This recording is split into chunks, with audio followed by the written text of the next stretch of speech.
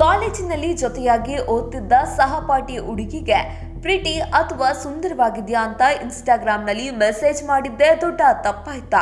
ಹೌದು, ಹಿರಿಯ police ಅಧಿಕಾರಿಯೊಬ್ಬರ ಪುತ್ರಿಗೆ message ಮಾಡಿದ್ದ ಯುವಕನ ಮೇಲೆ ಅಶೋಕನಗರ ಪೊಲೀಸ್ ಠಾಣೆಯಲ್ಲಿ ಕ್ರಿಮಿನಲ್ ಕೇಸ್ ದಾಖಲಾಗಿ ಆತ ಕೋರ್ಟ್ ಕಚೇರಿ ಎಂದು ಅಲಿಯುವಂತಾಗಿದೆ. ಆದರೆ ಈಗ ಈ ಪ್ರಕರಣಕ್ಕೆ ಸಂಬಂಧಿಸಿದಂತೆ ಕರ್ನಾಟಕ ಹೈಕೋರ್ಟ್ ಅತ್ಯಂತ ಮಹತ್ವದ ತೀರ್ಪನ್ನ ನೀಡಿದೆ. ಈ ಘಟನೆಯ ಹಿನ್ನೆಲೆ ನೋಡಿದ್ರೆ 20 ವರ್ಷದ ಥಾಮಸ್ ಎಂಬ ಕಾಲೇಜು ವಿದ್ಯಾರ್ಥಿ ತನ್ನ 21 ವರ್ಷದ ಸಹಪಾಠಿ ಹುಡುಗಿಯ ಇನ್ಸ್ಟಾಗ್ರಾಂ ಪೋಸ್ಟ್ಗೆ ಪ್ರಿಟಿ ಮತ್ತು ಬ್ಯೂಟಿಫುಲ್ ಅಂತ ಕಮೆಂಟ್ ಮಾಡಿದ್ದ. ಆರಂಭದಲ್ಲಿ ಆ ಹುಡುಗಿ ಕೂಡ ಥ್ಯಾಂಕ್ ಯು ಅಂತ ರಿಪ್ಲೈ ಮಾಡಿದ್ಲು. ಆದರೆ ನಂತರ ಈ ಚಾಟ್ ಹಿರಿಯ ಪೊಲೀಸ್ ಅಧಿಕಾರಿಯಾಗಿದ್ದ ಆ ಹುಡುಗಿಯ ತಂದೆಯ ಗಮನಕ್ಕೆ ಬಂದಿದೆ.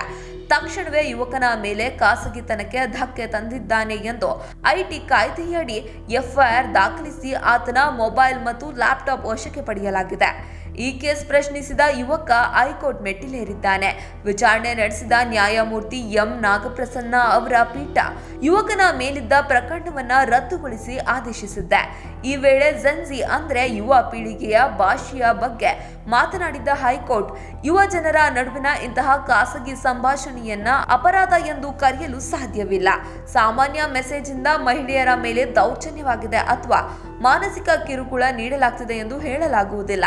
ಇಂತಹ ಖಾಸಗಿ ಚಾಟ್ಗಳಿಗೆ ಕ್ರಿಮಿನಲ್ ಕೇಸ್ ಆಗ್ತಾ ಹೋದ್ರೆ ಅದು ಕಾನೂನಿನ ದುರ್ಬಳಕೆ ಆಗುತ್ತೆ ಮತ್ತು ವಿದ್ಯಾರ್ಥಿಯ ಭವಿಷ್ಯ ಹಾಳಾಗುತ್ತೆ ಎಂದು ಕಟ್ಟುನಿಟ್ಟಾಗಿ ಎಚ್ಚರಿಸಿದೆ.